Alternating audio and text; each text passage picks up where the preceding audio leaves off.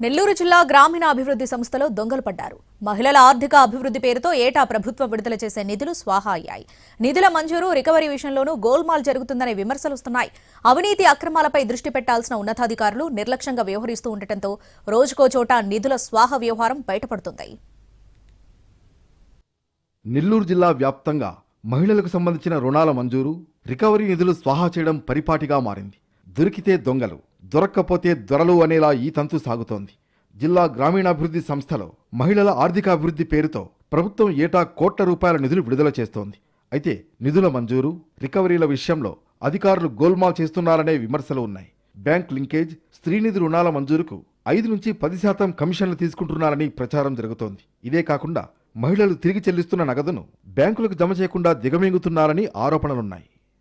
గ్రామ సంఘ బంధానికి ఒక బ్యాంక్ అకౌంట్ ఉండాలి. కానీ డిఆర్డీఏ అధికారులు 4-5 బ్యాంక్ అకౌంట్లు ఏర్పాటు చేస్తున్నారు. దీంతో నిధులు స్వాహా చేయడం ఈజీ అవుతోంది. గ్రామ మండల సమాఖ్యల అభివృద్ధి, ఇతర కార్యక్రమాల అమలుకు విడుదల చేస్తున్న నిధులు కూడా జేబులో వేసుకుంటున్నారు.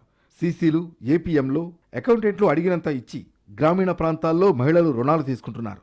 దీనికి బ్యాంక్ అధికారుల సహాయ సహకారాలు ఉండడంతో అధికారులు ఆడింది ఆట, పాడిందే పాటగా మారింది.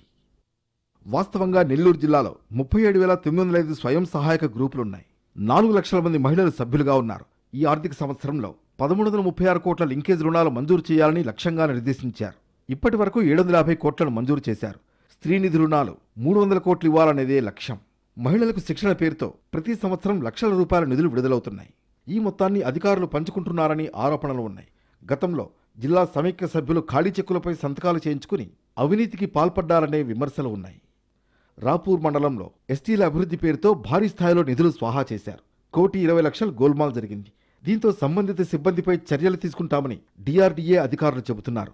అయితే రికవరీల పేరుతో అక్రమాలకు పాల్పడిన సిబ్బందిపై ఇప్పటి వరకు చర్యలు తీసుకోకపోవడంపై పలు అనుమానాలు వ్యక్తమవుతున్నాయి. రాపూర్ మండలంలో జరిగిన ఈ నిధుల గోల్మాల్లో 2 ఏపీఎంలు, 6 సీసీల ప్రమేయం ఉందనే విమర్శలున్నాయి. జిల్లా గ్రామీణాభివృద్ధి సంస్థ డిఆర్డీఏలో జరుగుతున్న అవినీతి బాగోతాలపై పూర్తి స్థాయిలో విచారణ జరిపించాలనే డిమాండ్ వినిపిస్తోంది. నిధులు రికవరీ చేసే దిశగా చర్యలు తీసుకుంటున్నామని అధికారులు చెబుతున్నా ఇంతవరకు ఆ దిశగా అడుగులు పడలేదు.